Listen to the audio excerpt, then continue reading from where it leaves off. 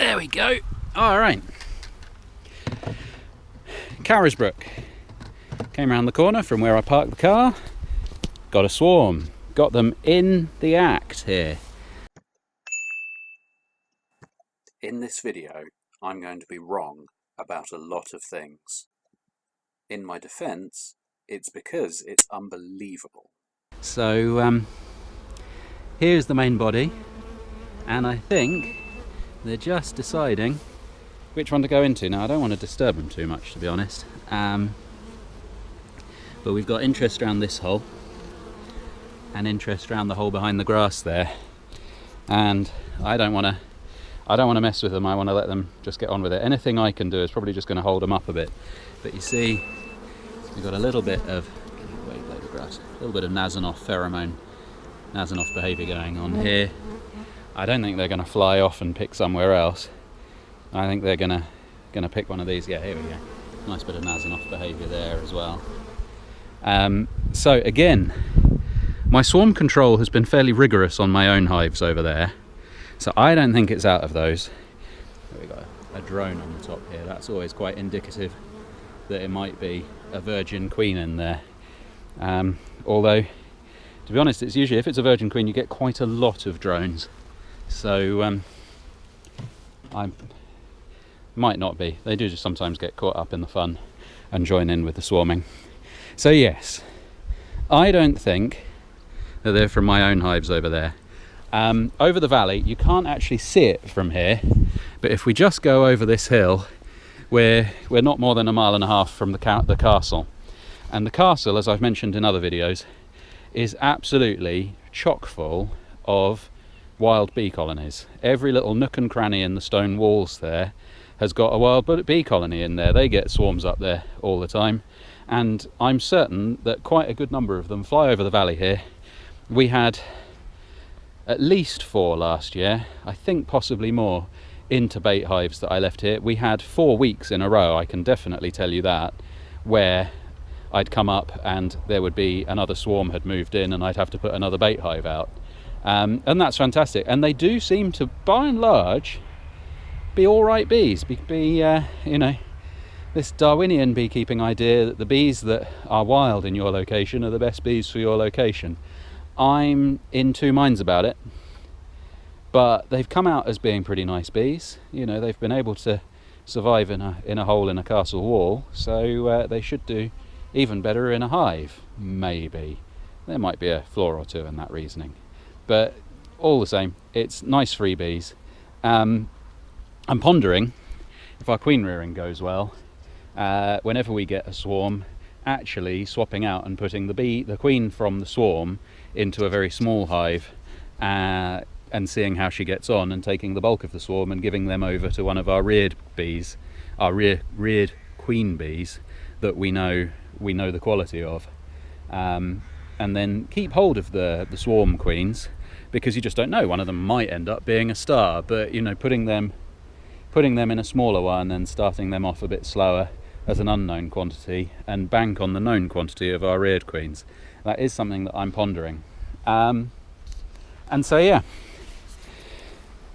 my actual plan here is to do very little. I've come up here to work the hives, so I've got the swarm from before, which you see is in a slightly weird position here, because you can turn them about 45 degrees a week, so they started off facing the wrong way, and you can move them about 3 feet a week. Now, they don't have to get all the way over there, because I've got another stand here that I am going to be setting up there to put a bait hive on and for these to go on. So they've got about 3 weeks of movement before they can tuck on the end of the stand in the space there.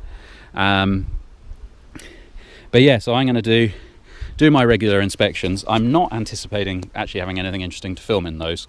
And then at the end of that, I'll come back and see how these guys go. But I would imagine that they're going to put themselves in there over the course of the afternoon. So all good fun. Okay, so I've done my inspection for the other hives, and there's very little change here. And I reflected, particularly while I went on this one. Now they're on horrible dirty old comb, if you remember from the previous video, and it's old comb in here, and I've just been made to remember as I look through here how it's not optimal. It's not the best thing in the world. You're best off starting them on nice new foundation. They do like horrible old comb, but what I've done, because they're in the wrong place as well, and so I'd have to be doing the shifting as well.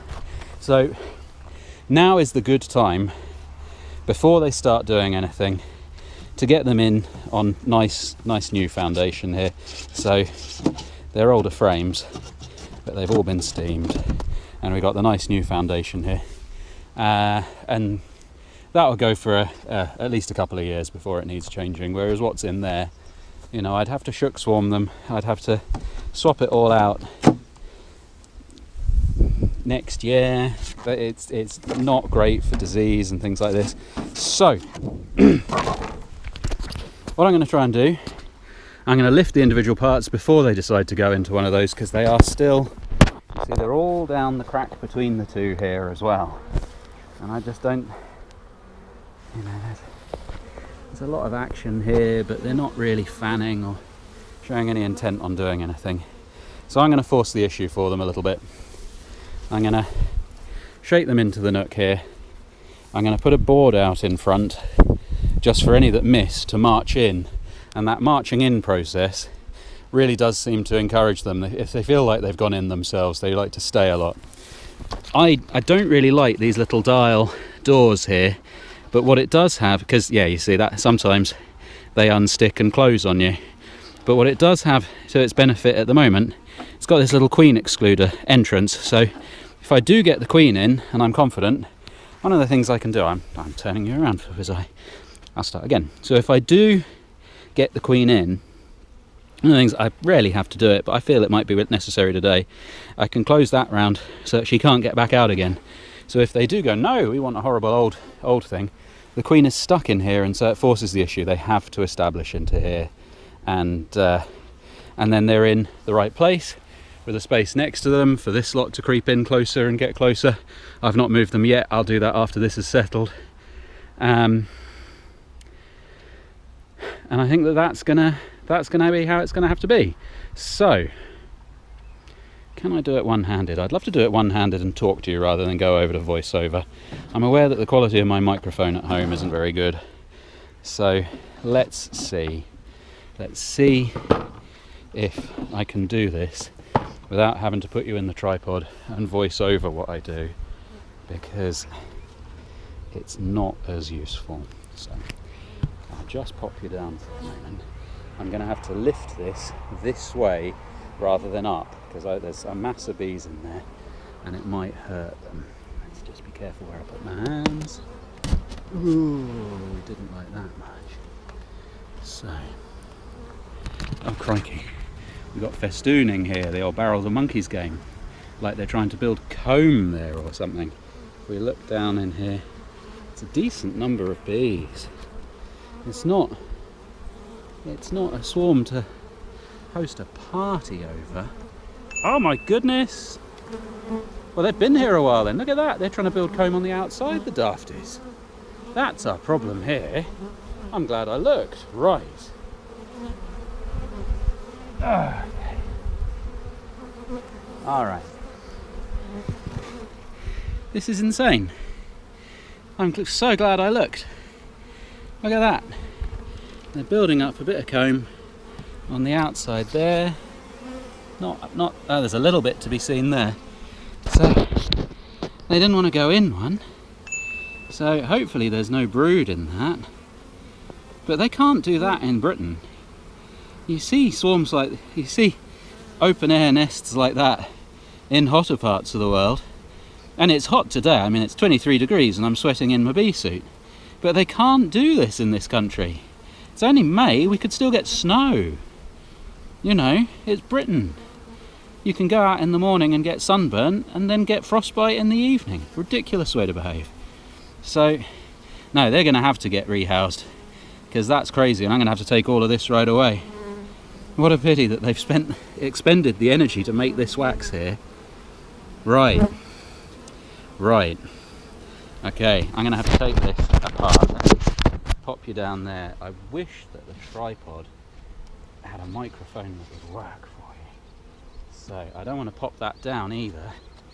because that's going to crush bees as well.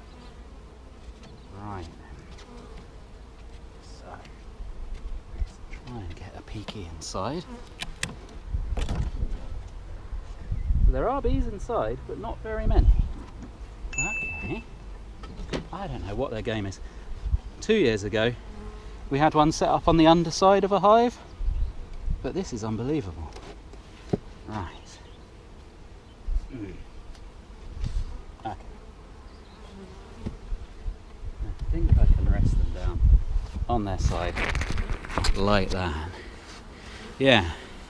2 years ago we had a beautiful one set up under the floor of a hive, and it confused me. They went for weeks like that because it looked like they were flying in and out of the front. And then I put my hands underneath it to move it one day and got a handful of bees from my trouble. Look at this. This is a decent number of bees. I don't know why they've done this. It's daft. So I am going to have to take the frames out to make that light, shake them off over here. What I really need to do is find the queen somewhere. It's a good thing this is the last job of the week, so I can sit up here and take my time over this, I will tell you. Oh. Look at this, waggle dancing. I've wanted to film that for ages. You see the waggle dancing? So she's found something, and she's trying to tell the other girls about it by doing this little figure 8 dance. Wonderful. I've wanted to film that for you for ages. What a ridiculous circumstance to actually get the opportunity to do it. Another one here, look, she's got the pollen on her, and she's telling all the other bees all about it, this little dance. And you see the other bees are attending, they're paying attention to see what it's about, because that's foraging bees. Okay, hive tool. Get the frames out of this one. I'll pop you there, hopefully the fisheye lens will give you an idea of what it is that I'm up to here. Oh no.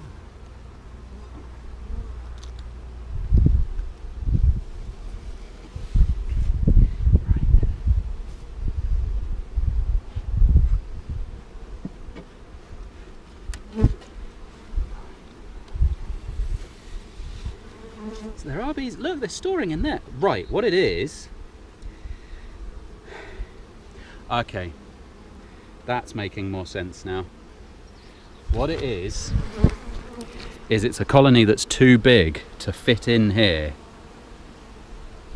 They should have gone into a full hive. That one hasn't got any frames in though, and they've got all bamboozled. Right, that changes matters again. Wowzers. All right, this is not your usual swarm. Look, they're making, so you see this comb's all horrible, but you see the nice new area there as well, and they've got honey glistening in there that's being stored. I'm here all afternoon, folks. Yikes. So it's a big swarm, it's a really big swarm, which is fantastic. All of my swarms this year so far have been middling, but what I'm going to have to do, I'm going to have to set this one up. I'm going to have to give them that comb and the new comb.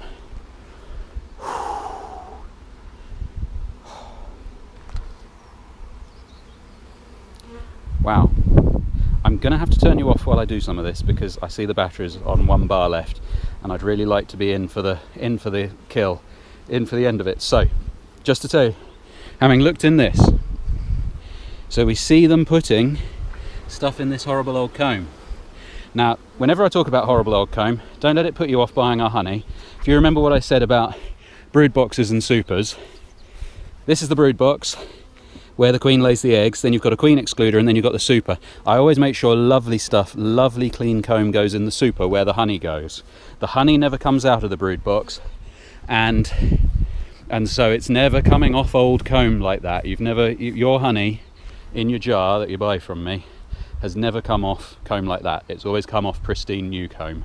I just want to make that clear because I know I laugh about horrible old comb, but I'm aware that might be just turning your stomachs a little bit. The honey, you'll see when we get to honey extraction, it comes from absolutely clean stuff. Right, so I'll switch you off to save battery because I want to be there at the end of it, but what I'll be doing, I'll be replacing this with a big one there. That'll need 11 frames, so I've got 6 in there. If I can get rid of one of them, because I've got 6 here as well, I'll set that up, and then I'll start transferring the bees over here. I'll put a little ramp in front to encourage them to march in, and then I'm going to have to take that whole stack away because bees are going to want to fly back to that, because I reckon they've been there a couple of days. I was here a week ago, and so they could have had 7 days to make this happen, and it looks like they've had a few days at least. Probably not the full 7, but wow. Okay, battery off. I'll come back to you when I'm done. Okay, midway point, and there's some things to just say. So I've got this one set up, I've got some bees in. I've left this top corner open just to call in some flying bees as well. And I've put this ramp in here, and you see we've got competing pheromone swarm. We've got a nice march in going on here, so I'll go and try and get the rest here, but we've also got quite a lot of bums in the air here on the bottom of the hive that they were originally in. So I have to really try and get a good shake off there. Maybe take it away and smoke it a lot to mask that. So here we go. If I just pop you down on the landing board here, just give these another good shake, but these ones are holding on well.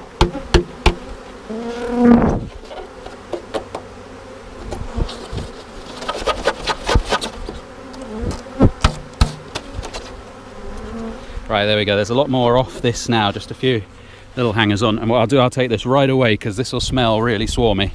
So this can go right over here. As you can tell, this is a little bit more hectic than your standard thing, so I'm a bit about it. But the real thing is so you see quite a few of those ones that were in the air are being called back here. So I need to take all of this apart the same way and progressively move them from there, get the bits right out of the way. And hopefully this will work. If I can get the queen in, I need to have a little look inside here even. I've not even seen in this. There might be loads in here. I'll tell you what, I'll just shake them off this part. Give you a little flick. There we go. No one on there, so a casual fling of that will do. Good old polystyrene. Another benefit they don't tell you, you can fling it. Look at this, we got bees active in here. I wonder if they've tried to make kind of a full hive out of the two here. So I might be wanting to take a few of these frames out and put them in there and not need any new frames at all yet. I've managed to, they weren't doing anything with that one, so I've taken that old frame out. But I think I'm gonna, this is a huge swarm.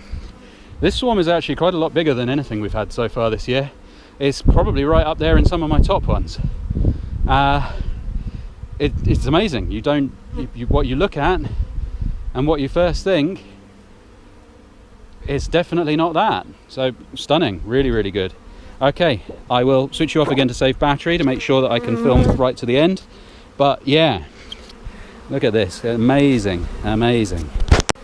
Okay, a little calmer. I'm aware that in the previous clip I was somewhat breathless because I'm well excited, and it seemed like every new part that I took apart was revealing new wonders, and I just didn't quite know where to go. So what we definitely have, huge swarm, enormous, really, really good.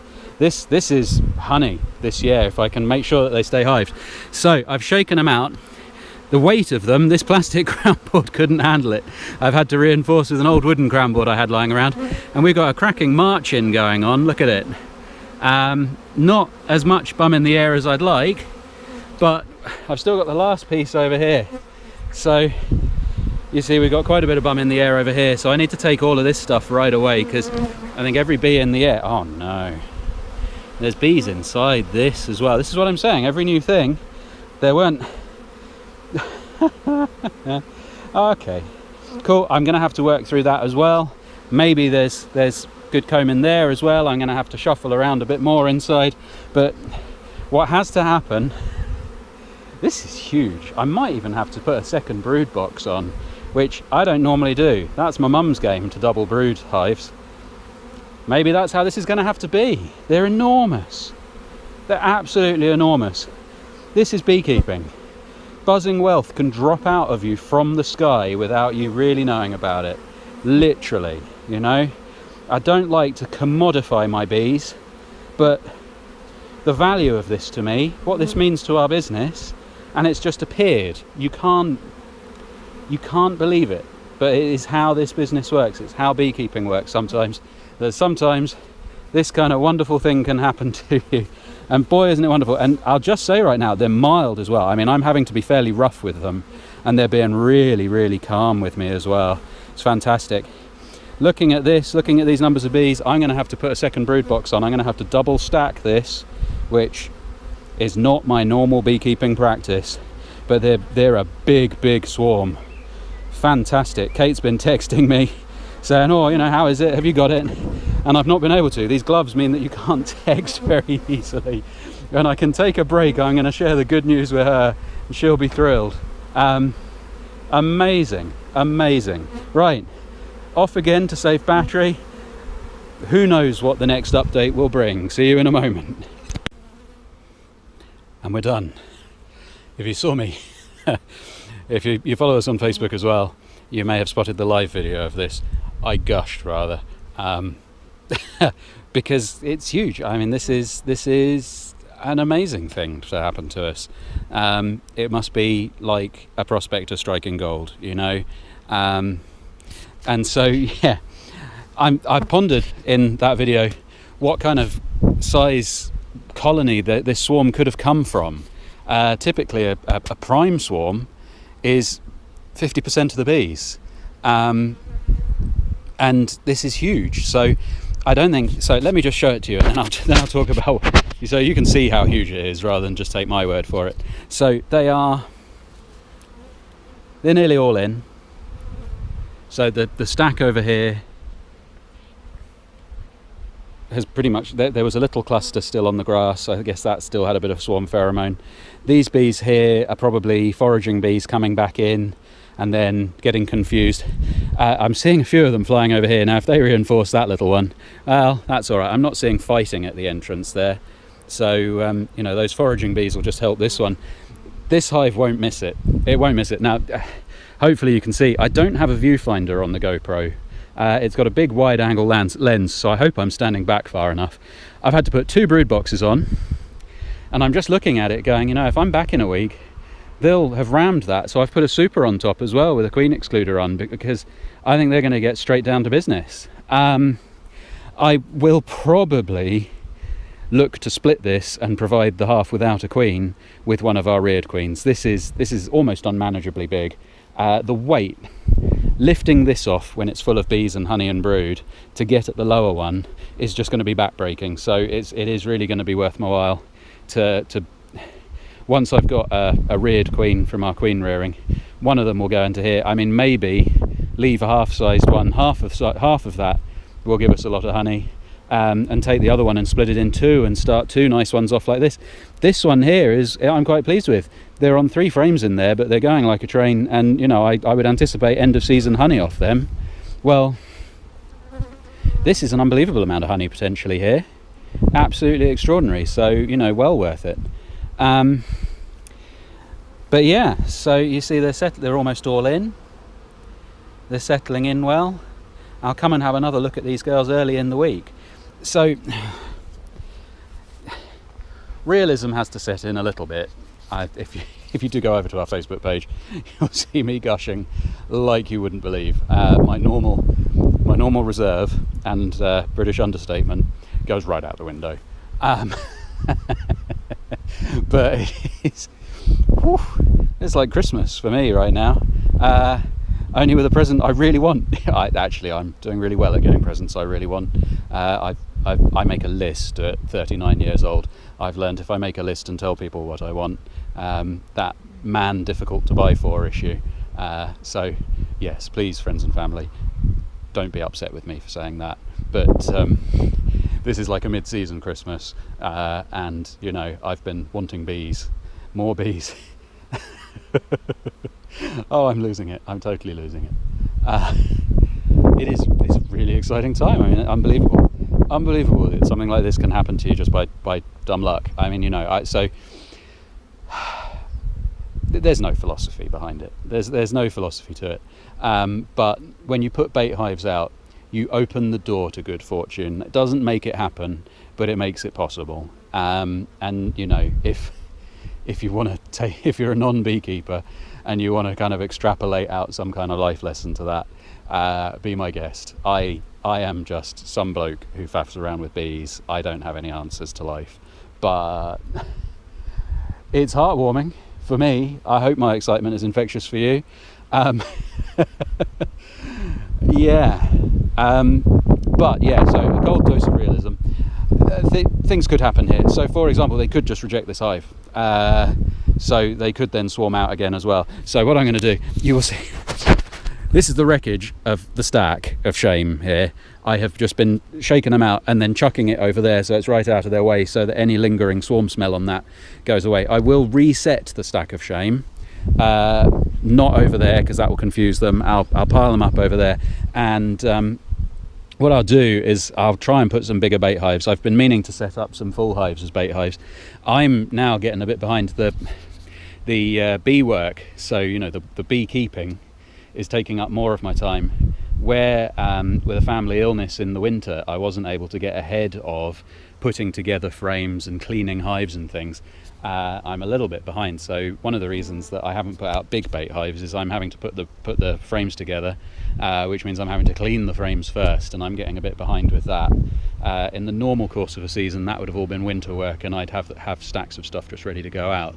But I'm just going to have to do it. My internal Shia LaBeouf is just going to have to go into overdrive a little bit more to keep up with this, because you know my driving thing is I don't want to get to the end of this season and think to myself, I wish I'd done more. I want to get to the end of this season and know that whatever we got, that's the very best we could have got.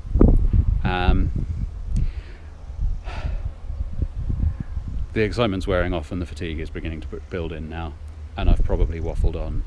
I hope that this video comes together. I'll edit it up. I hope that I'm able to edit it up in a manner that is exciting and enjoyable for you.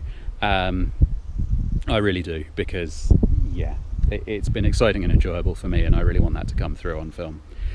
So thank you very much for joining us, and I will see you next time.